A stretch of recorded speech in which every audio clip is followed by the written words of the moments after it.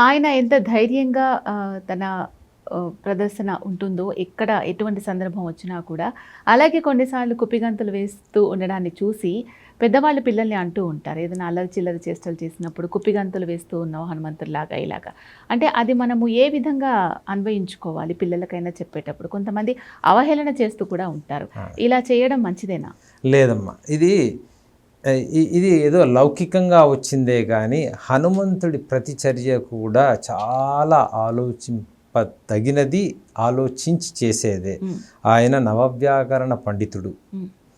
అంతేకాకుండా ఆయన ఒక విషయం చేస్తున్నాడు అంటే దానికి ముందు వెనక కారణం ఉంటుంది.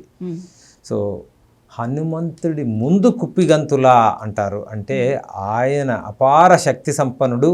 ఆయన ముందు నీ చిన్న శక్తిని ప్రదర్శించడం ఎంత హాస్యాస్పదం అన్నదే కానీ మనం లౌకికంగా దాన్ని అటు ఇటు చేసిండవచ్చు. కానీ హనుమంతుల వారు ప్రతి ఆలోచన కూడా విశేషంగా ఆలోచించి చేసేదే, మనకు ఆ జ్ఞానాన్ని ప్రసాదించేదే.